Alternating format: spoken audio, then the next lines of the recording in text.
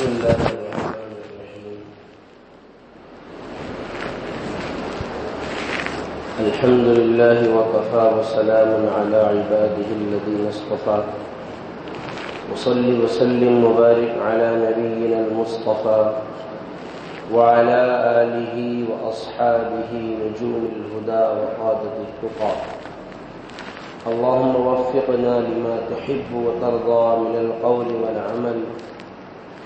وجنبنا الفواحش والمعاصي والخطايا والزلل. اللهم آثرنا وأكثرنا وأصلح لنا شأننا كله. لا إله إلا أنت. أما بعد فأعوذ بالله من الشيطان الرجيم. بسم الله الرحمن الرحيم. له معقبات من بين يديه ومن خلفه يحفظونه من أمر الله. إن الله لا يغير ما بقوم حتى يغيروا ما بأنفسهم. وإذا أراد الله بقوم سوءا فلا مرد له وما لهم من دونه من وال. صدق الله العظيم. میرے محترم بزرگوں اور دینی اور ایمانی بھائیوں،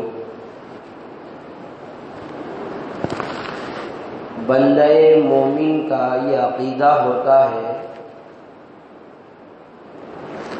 کہ وہ پیدائش سے لے کر موت تک اللہ تبارک و تعالی کے حکم کا غلام ہے اور اللہ کے حکم کا پابند ہے، اور ساتھ میں یہ بھی عقیدہ ایمان والے کا ہوتا ہے کہ اللہ کی مرضی کے بغیر، اللہ کے حکم کے بغیر دنیا میں ایک ذرہ بھی ادھر ادھر نہیں ہوتا، جس کو قرآن کریم نے یوں بیان فرمایا: ما تسقط من ورقۃ الا يعلمها. درخت سے کوئی پتا بھی اگر گرتا ہے تو وہ اللہ کے علم میں ہے. ولا حبۃ فی ظلمات الارض.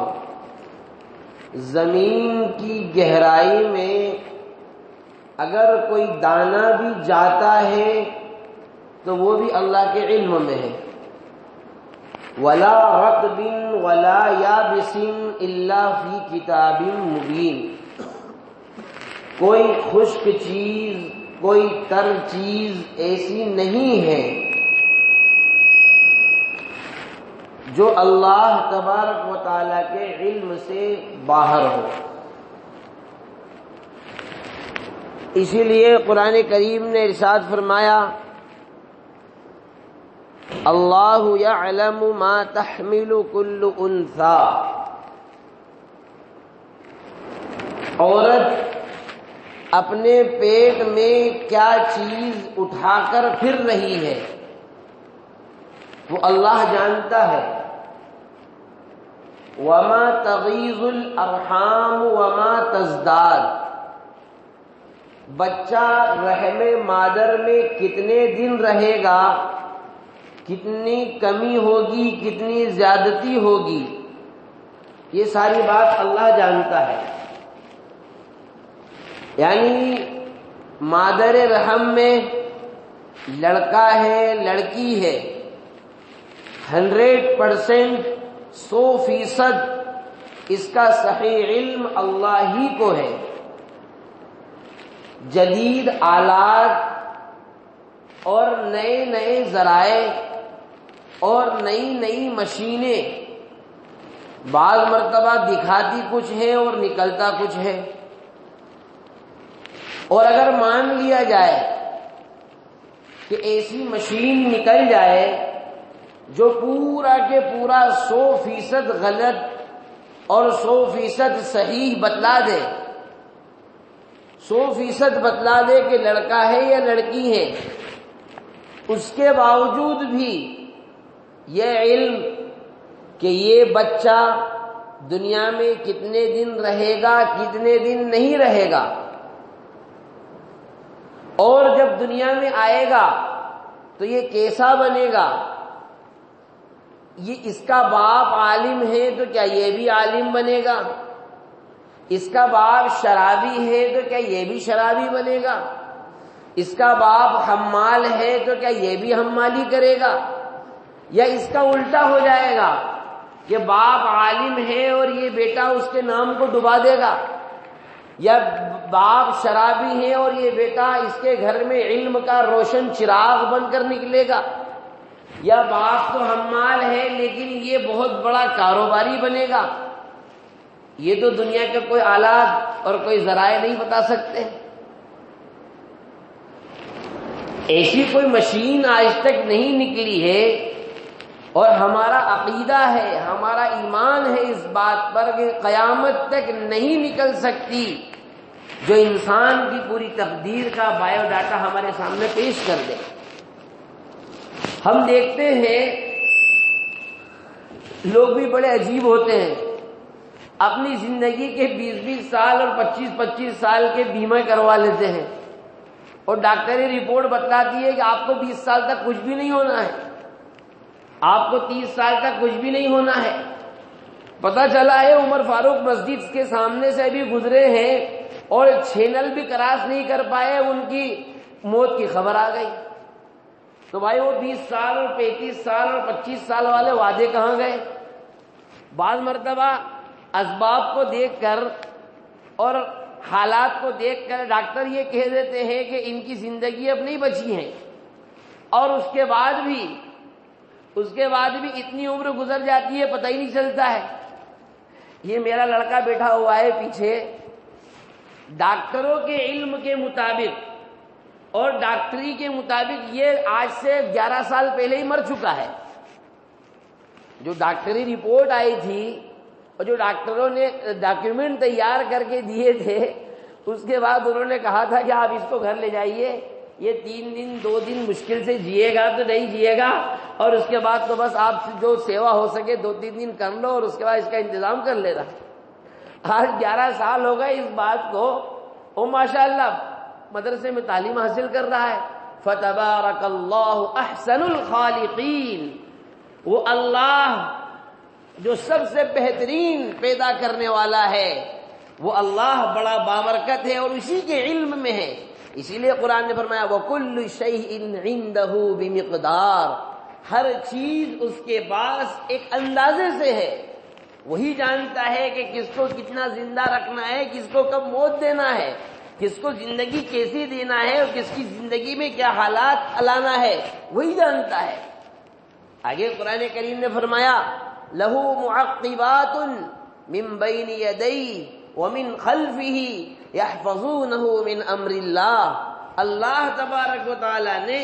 ہر انسان کے ساتھ میں ایسے فرشتوں کی جماعت مقرر کر رکھی ہے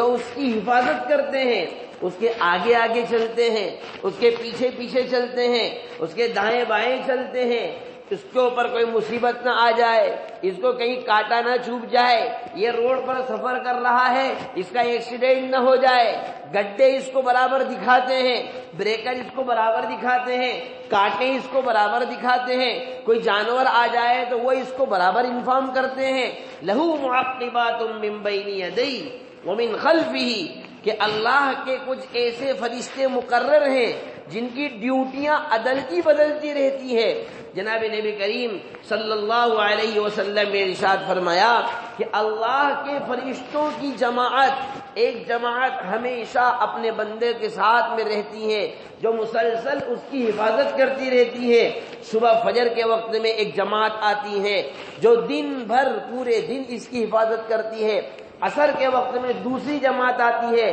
جو دن کی ڈیوٹی والے فرشتے تھے، عصر کے وقت میں ان کی چھٹی ہو جاتی ہے، وہ چلے جاتے ہیں، اور رات کی ڈیوٹی والے، نائٹ ڈیوٹی والے فرشتے عصر کے وقت میں آتے ہیں۔ جب بندہ مومن جب وہ اس حال میں آتے ہیں کہ فجر میں آئے تھے تو دیکھا کہ وہ مسجد عمر فاروق میں اللہ کے گھر میں مصلی پر بیٹھا ہوا فجر کی سنت پڑھ رہا تھا، فجر کی جماعت میں شریک تھا، جب عصر کے وقت میں آتے ہیں، جب دیکھتے ہیں کہ یہ بندہ عصر کی نماز میں مسجد میں تھا یا عصر کی اذان ہو چکی تھی نماز کی تیاری کر رہا تھا، یا یہ بندہ اذان ہونے والی تھی اور اپنے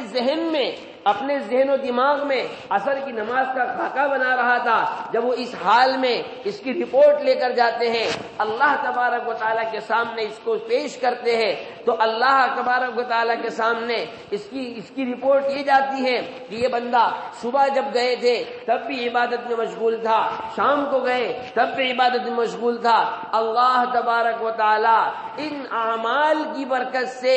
اس کی جسمانی حفاظت بھی کرتا ہے اور روحانی حفاظت بھی کرتا ہے۔ روحانیت کی حفاظت کیا ہے؟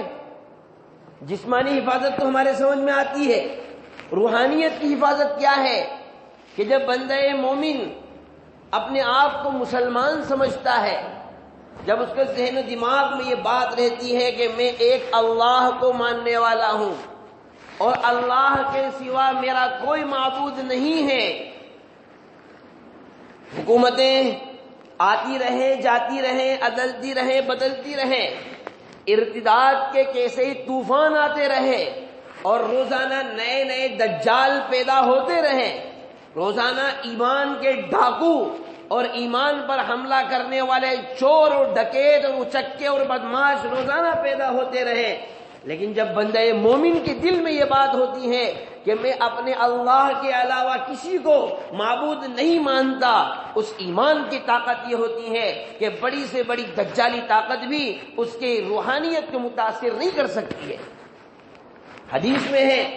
جناب نبی کریم صلی اللہ علیہ وسلم نے ارشاد فرمایا کہ جب دجال نکلے گا، دجال پوری دنیا کا دورہ کرے گا اور پوری دنیا کے اوپر اس کو ایسا لگے گا کہ میں پوری دنیا پر حاوی ہو چکا ہوں، جس کو چاہے گا قتل کر دے گا، جس کو چاہے گا چھوڑ دے گا، زمین کو اشارہ کرے گا تو زمین اپنے خزانے اگل دے گی، وہ آسمان کو اشارہ کرے گا تو بارشیں نازل ہونا شروع ہو جائے گی، وہ جو چاہے گا وہ تمام تصرفات جب کرے گا، ایک شخص کو بلائے گا، وہ لوگوں کو یہ بات باور کرائے گا کہ میں تمہارا خدا ہوں، میں ہی سب سے بڑا خدا ہوں، میرے ہاتھ میں جنت بھی ہے، میرے ہاتھ میں دوزخ بھی ہے، میری بات مانو گے تو جنت میں جاؤ گے، میری بات کو نہیں مانو گے تو دوزخ میں جاؤ گے۔ اس وقت میں ارتداد کی ایک لہر چلتی ہوئی ہوگی، ایک شخص ایک ایمان والا اس کے پاس جائے گا، ایک ایمان والے کو وہ پکڑے گا اور اس سے کہے گا کیا تو مجھے اپنا رب مانتا ہے؟ وہ کہے گا کہ میں تجھے اپنا رب نہیں مانتا ہوں، اس کے دو ٹکڑے کر دے گا، جب دو ٹکڑے کرنے کے بعد میں پھر اس کو اشارہ کرے گا تو وہ ایمان والا دوبارہ صحیح سلامت ہو کر زندہ ہو جائے گا، اور جب زندہ ہونے کے بعد پوچھے گا بتا اب بھی مجھے اپنا رب مانتا ہے؟ تو وہ کہے گا اشہد انک الدجال الذی حدثنا رسول اللہ صلی اللہ علیہ وسلم، اب تو مجھے اور مضبوط طریقے سے یقین ہو گیا، اب تو میرا ایمان اور مضبوط ہو گیا کہ تو حقیقت میں وہی دجال ہے جس کے بارے میں جناب رسول اللہ صلی اللہ علیہ وسلم نے ہم کو خبر دی تھی۔ چنانچہ حدیث میں آتا ہے کہ جب یہ ایمان والا اپنے ایمان کی طاقت سے اس کے سامنے کہے گا کہ تو دجال ہی ہے،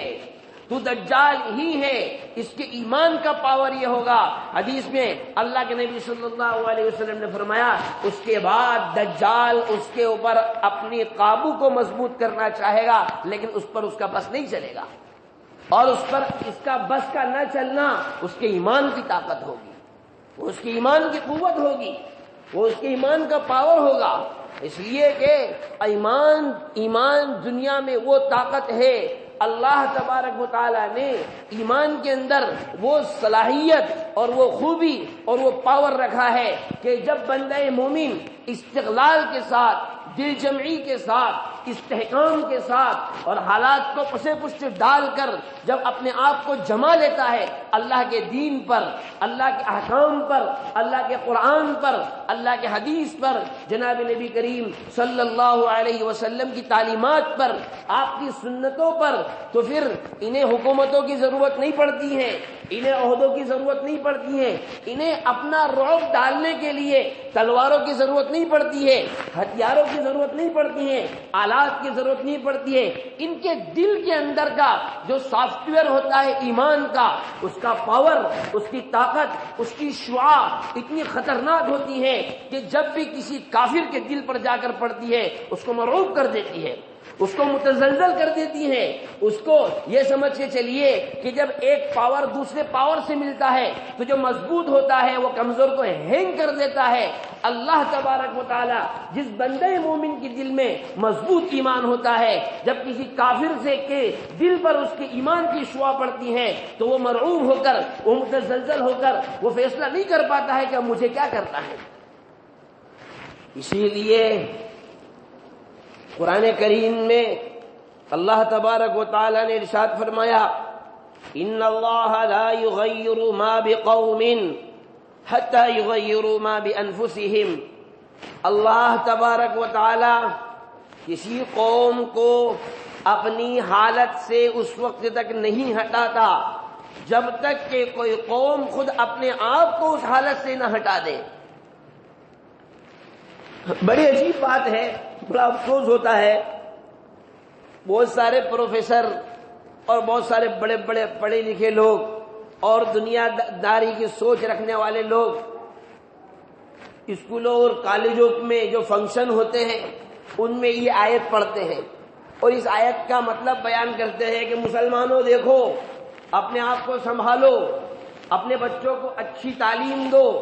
اپنے بچوں کو اچھے سے اچھے ڈاکٹر بناؤ، اپنے بچوں کو اچھے سے اچھے انجینئر بناؤ، اپنے بچوں کو اچھی سے اچھی ڈگریاں دلاؤ تاکہ تمہارے بچے سلیقہ سیکھیں، تمہارے بچے تہذیب سیکھیں، تمہارے بچے اپ ٹو ڈیٹ ہوں، تمہارے بچوں کی عزت ہو۔ اس لیے کہ تم اگر اپنے آپ کو نہیں بدلو گے تو اللہ بھی تم کو نہیں بدلے گا۔ اور استدلال میں دلیل میں یہ آیت پیش کرتے ہیں، یاد رکھ لیں، صاف الفاظ میں ہم سن لیں، اس آیت کا مطلب واضح طور پر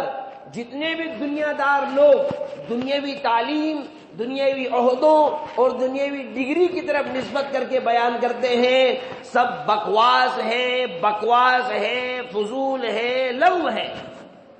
مفسرین اور محدثین نے جو اس آیت کی تفسیر بیان کی ہے اس سے ہم بالکل بھی اعراض نہیں کر سکتے۔ چنانچہ مفسرین کرام نے لکھا ہے، آیت کا مطلب یہ ہے کہ جب قوم اپنے آپ کو ایمانیات پر چلاتی ہے،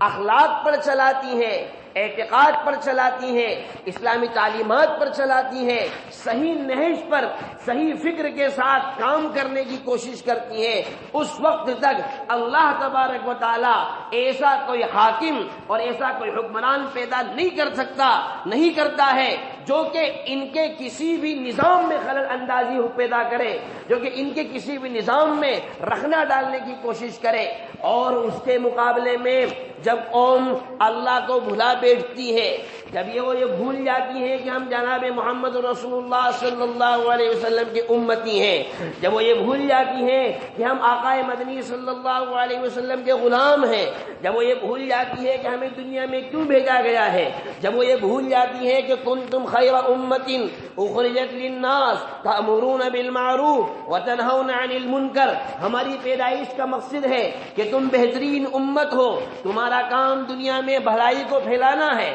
تمہارا کام دنیا میں انسانیت کو پھیلانا ہے، تمہارا کام دنیا سے برائیوں کا خاتمہ کرنا ہے، تمہارا کام دنیا کے ہر کچے اور پکے مکان میں لا الہ الا اللہ محمد الرسول اللہ کی صدا کو پہنچانا ہے، تمہارا کام دنیا میں یہ ہے کہ تم دنیا والوں کو یہ بتلاؤ کہ ہم ایک اللہ کو ماننے والے ہیں، جناب محمد رسول اللہ صلی اللہ علیہ وسلم خاتم النبیین ہے۔ اور جس محنت کو لے کر، جس مشن کو لے کر، جس دعوت کو لے کر، جس کام کو لے کر جناب نبی کریم صلی اللہ علیہ وسلم تشریف لائے، ہم اس کام کو آگے بڑھانے والے ہیں، ہم اس کام کو انجام دینے والے ہیں۔ جب قوم ان ساری چیزوں کو فراموش کر دیتی ہے، اللہ تبارک و تعالی پھر ان حالات سے دوچار کرتا ہے جس کا میں اور آپ آج تجربہ کر رہے ہیں۔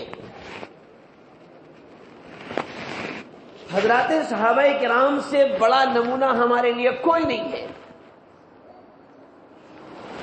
تاریخ میں کسی نبی کو چاہنے والے جناب نبی کریم صلی اللہ علیہ وسلم سے پہلے جتنے بھی انبیاء آئے، ہر نبی پر ایمان لانے والا صحابی کہلاتا ہے، ہر نبی کے صحابہ رہے ہیں، لیکن اللہ تبارک و تعالی نے لفظ صحابی کا چلن جناب نبی کریم صلی اللہ علیہ وسلم کے ساتھیوں کے ساتھ ہی خاص کر دیا۔ اس لیے دوسرے انبیاء علیہ السلام پر ایمان لانے والوں کو مومن کہا گیا ہے، حواریین کہا گیا ہے، انصار اللہ کہا گیا ہے، انصار کہا گیا ہے، لیکن صحابی کا لفظ جناب نبی کریم صلی اللہ علیہ وسلم کے صحابہ پر ہی، آپ پر ایمان لانے والے پر ہی کہا گیا۔ اس لیے کہ دنیا کے تاریخ میں کسی نبی سے، نبی کے اخلاق سے، نبی کے کردار سے، نبی کی زندگی سے جو محبت کا نمونہ حضرات صحابہ کرام نے پیش کیا ہے، قیامت تک نہ تو کوئی قوم ایسی پیدا ہو سکتی ہے اور نہ ہی ان سے پہلے کوئی قوم ایسی پیدا ہوئی ہے۔ ان میں کوئی بڑے بڑے انجینئر نہیں تھے۔ آپ کو ایک بات اور بتا دوں، اللہ کے نبی صلی اللہ علیہ وسلم کے زمانے میں بھی دنیاوی اعلیٰ تعلیم کے ادارے دنیا میں موجود تھے۔ یہودی اور نصرانی، فرانس، اٹلی اور روم، یہ جتنے بھی ممالک ہیں وہ اس وقت بھی تہذیب یافتہ سمجھے جاتے تھے، اس وقت بھی وہ لوگ گریجویٹ سمجھے جاتے تھے۔ آج جس طریقے سے ہم امریکہ اور روس کا اور اسرائیل کا نام سنتے ہی ہمارے ذہن و دماغ میں یہ آتا ہے کہ بڑی طاقتور حکومتیں ہیں، بڑے طاقتور ملک ہے، ایسے ہی اس زمانے میں قیصر اور کسریٰ کا جب نام آتا تھا تو لوگوں کے ذہن و دماغ میں وہی بات گونجتی تھی جو آج ہمارے ذہن و دماغ میں امریکہ اور اسرائیل کے بارے میں گونجتی ہے۔ اور صحابہ کرام کی حالت، ان کی کوئی عجیب اور الگ حالت نہیں تھی۔ جیسے ہم اور آپ مزدوری کرتے ہیں، کوئی چھوٹا موٹا کاروبار کرتا ہے، کوئی چھوٹی موٹی دکان کرتا ہے، ان کا بھی یہی حال تھا۔ اکثریت ان میں بھی مزدوروں کی تھی،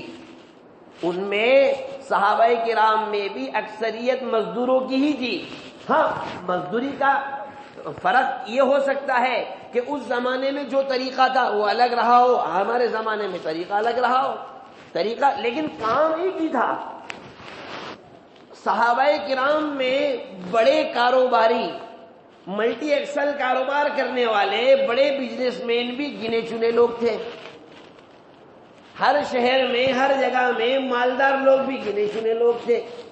جیسے ہر شہر میں کچھ لوگ مشہور ہوتے ہیں کہ ہمارے سینوا میں 4-5 لوگ ہی ہیں جن کے بعد ہر مدرسے والا پہنچ جاتا ہے، ہر مکتب والا پہنچتا ہے، ہر مسجد والا پہنچتا ہے۔ تو حضرات صحابہ کرام کے زمانے میں بھی ایسے بڑے تاجر لوگ جن کے پاس سارے لوگ جائیں اس زمانے میں بھی کم ہی تھے، الگ نہیں تھے۔ پھر ایسی کون سی چیز تھی جس کی بنیاد پر ان کے پھٹے کپڑے ہونے کے باوجود، غربت کے باوجود،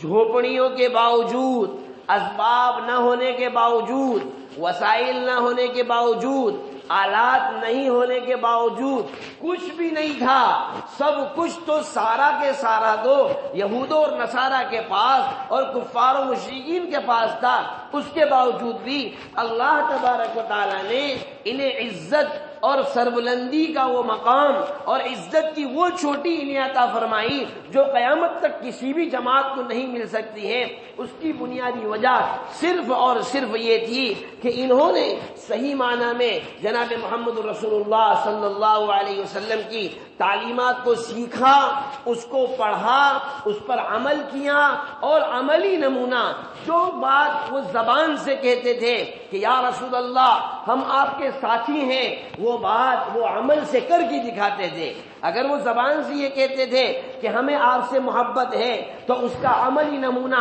وہ اس انداز میں کر کے دکھاتے تھے کہ آپ صلی اللہ علیہ وسلم کے حکم کے آگے ذرا سا بھی چوں چرا نہیں کرتے تھے۔ انہوں نے اپنے تمام کی تمام زندگی کو آپ صلی اللہ علیہ وسلم کی تعلیمات کے مطابق ڈھالا تھا، اپنا اللہ کے نبی صلی اللہ علیہ وسلم کی تعلیمات کو اپنے مزاج کے مطابق نہیں ڈھالا تھا۔ صحابہ کرام میں اور ہم میں اس بنیادی فرق ہم سمجھیں۔ ہماری سب سے بڑی کمزوری یہ ہے کہ ہم تمنا تو کرتے ہیں کہ ہمارے پاس مدد وہ آئے جو بدر کے میدان میں آئی تھی، مدد وہ آئے جو حج کے میدان میں آئی تھی، جو حنین کے میدان میں آئی تھی، جو خیبر میں آئی تھی، اور جو کہ صحابہ کرام کے زمانے میں جو فرشتوں کی مدد آیا کرتی تھی وہ مدد ہمارے ساتھ اترے۔ تمنا تو ہماری یہ ہوتی ہے، اور عمل کے اعتبار سے، کردار کے اعتبار سے ہم اسلامی تعلیمات کو، اسلامی قانون کو، جناب نبی کریم صلی اللہ علیہ وسلم کے لائے ہوئے دین کو اپنے مزاج کے مطابق ڈھالنے کی کوشش کرتے ہیں۔ یعنی دین وہ چلانا چاہتے ہیں جو ہمارا دل چاہے، اور مدد وہ چاہتے ہیں جو صحابہ کرام کے ساتھ آئی تھی۔ یاد رکھیے، ایسے دین پر عمل کر کے ہم کبھی بھی اللہ تبارک و تعالیٰ کی مدد کا انتظار نہیں کر سکتے ہیں۔ ہمیں سب سے بنیادی طور پر اپنے آپ کو، بنیادی طور پر ایمان کو اتنا مضبوط کرنا ہوگا، اپنے آپ کو مسجدوں سے اور دین سے، دین کی دعوت سے، دین کی محنت سے اتنا بھلانا اور اتنا بھگانا ہوگا کہ دین کی دعوت ہمارے ایک ایک روئے سے، ایک ایک ذرے ذرے سے، ہمارے کردار سے جھل کے۔ اور ایک بات میں اور آخری میں، وقت ہو رہا ہے، آخری میں ایک بات اور خلاصہ کر دوں کہ دین کی دعوت اور دین کی محنت کا دائرہ محدود نہیں ہے۔ دین کی دعوت اور دین کی محنت کا یہ مطلب نہیں ہے کہ ہم صرف دین کی دعوت مسجد ہی سے چلا سکتے ہیں، دین کی دعوت ہم صرف مدرسے سے ہی چلا سکتے ہیں، دین کی دعوت ہم صرف اللہ کے راستے میں نکلیں گے جب ہی چلے گی، نہیں۔ حضرات صحابہ کرام رضی اللہ تعالی عنہم اجمعین نے دین کی دعوت کا جو وسیع میدان قائم کیا تھا،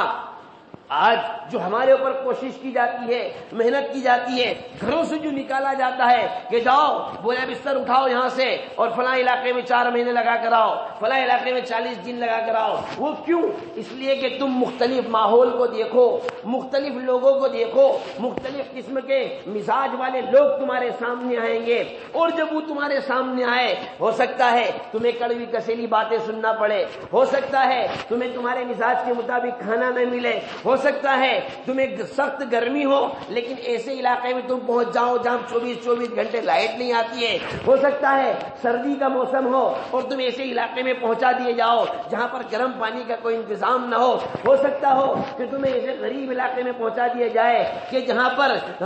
مہینوں چاول ہی چاول کھانا پڑتے ہو، روٹی کا انتظام نہ ہو، گوشت پورے چلے میں تمہیں ایک دن نہ ملے۔ یہ کیوں کیا جاتا ہے؟ تاکہ ہم اپنے ذہن و دماغ میں یہ بات بٹھا لیں صاف طور پر کہ دین ہمیشہ محنت کی برکت سے زندہ رہا ہے اور محنت کی برکت سے ہی زندہ رہے گا۔ جب تک کہ ہم مجاہدے نہیں کریں گے، ہم دین کے اوپر چلنے کو اپنے آپ کا شیوا نہیں بنائیں گے، اس وقت تک دین زندہ نہیں رہ سکتا ہے۔ اور یہ ساری مثالیں وہ ہیں جو حضرات صحابہ کرام رضی اللہ عنہم اجمعین کے زمانے میں پائی جاتی تھی۔ صحابہ کرام نے یہ سارے کردار اور یہ سارے اعمال کو عمل کر کے امت کے لیے یہ نمونہ پیش کیا کہ جس طریقے سے انہوں نے پوری دنیا کے چپے چپے میں دین کی محنت کو اتنا عام کیا، اتنا پھیلایا، نہ بھوک کی فکر، نہ پیاس کی فکر، نہ سردی کی فکر، نہ گرمی کی فکر، نہ خواہشات کی فکر، یہ ساری کی ساری باتیں۔ اسی لیے تو ہمیں اپنے گھروں سے جو باہر بھگایا جاتا ہے، اپنے گھروں سے جو باہر نکالا جاتا ہے، اس کی بنیادی وجہ یہ ہے کہ دین کی عظمت ہمارے دلوں میں بٹھے، ہم سمجھیں کہ اللہ تیرا کتنا بڑا احسان ہے کہ تو نے ہمیں بغیر کسی محنت کے ایمان کی دولت سے سرفراز کر دیا، ورنہ دنیا کے حالات ہمارے سامنے ہیں۔ ارتدادی فتنے، آج ہر دن نیا فتنہ جو امت مسلمہ کو مرتد کرنے کی طرف، امت مسلمہ کو کافر بنانے کی طرف محنت میں جٹ گیا ہے۔ ایسی صورتحال میں ان فتنوں کا مقابلہ ہم اپنی دینی محنت کو بڑھا کر ہی کر سکتے ہیں، اور اگر ہم نے اپنے آپ کو محدود کر لیا، اپنے آپ کو ایک چھوٹے سے دائرے میں لے جا کر رکھ لیا کہ بس ہم بھلے، ہماری مسجد بھلی، ہمارا گھر بھلا، یاد رکھیے ایسے دین نہیں پھیلتا ہے۔ حضرات صحابہ کرام نے اپنے کردار سے، اپنے اخلاق سے، اپنے معاملات سے، اپنے معاشرت سے، اپنے رہن سہن سے، اپنے چال چلن سے، اپنے زندگی گزارنے کے طریقہ کار سے دنیا کو اسلام کی دعوت دی ہے، اسلام کا پیغام دیا ہے۔ آپ نے سنا ہوگا کہ حضرت عمر فاروق رضی اللہ تعالی عنہ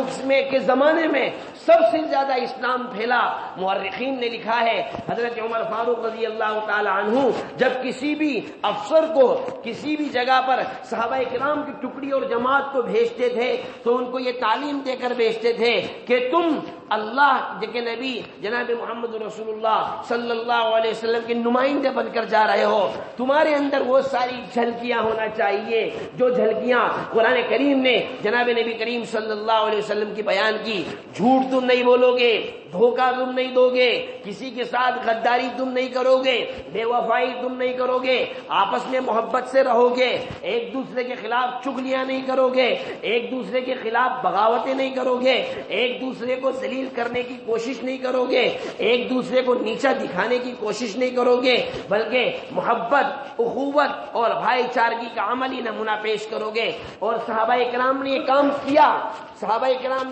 کیا۔ مورخین نے لکھا ہے کہ جب یہ لوگ کہیں پر بھی جاتے تھے تو اس علاقے کے لوگ ان کو دیکھنے کے لیے مرتے تھے، ترستے تھے، اور ان کی زندگی کو دیکھ کر اپنی زندگیاں بدلتے تھے۔ آج ہمیں اسی اسلام کی ضرورت ہے۔ اللہ تبارک و تعالی ہمیں صحیح معنی میں دین کی سمجھ عطا فرمائے، دین پر چلنا اللہ ہمارے لیے آسان فرمائے، دین کے تقاضوں کو دین کے اصول کے مطابق پورا کرنے کی توفیق عطا فرمائے، اور اللہ تبارک و تعالی ہمیں دینی اصولوں کے مطابق چلنے کی توفیق عطا فرمائے، خواہشات سے ہماری حفاظت فرمائے، نفسانیات سے ہماری حفاظت فرمائے، اور پوری دنیا میں عالم اسلام کی اللہ حفاظت فرمائے، اور ارتدادی فتنوں سے اللہ ہم سب کو، ہمارے بچوں کو، ہمارے جوانوں کو، ہمارے مردوں کو، ہماری عورتوں کو، اللہ سب کو نئے ہونے والے ارتدادی فتنوں سے محفوظ فرمائے۔ اللہ نے جس طریقے سے ہمیں ایمان کی حالت میں ایمان والے کے گھر میں پیدا فرمایا ہے،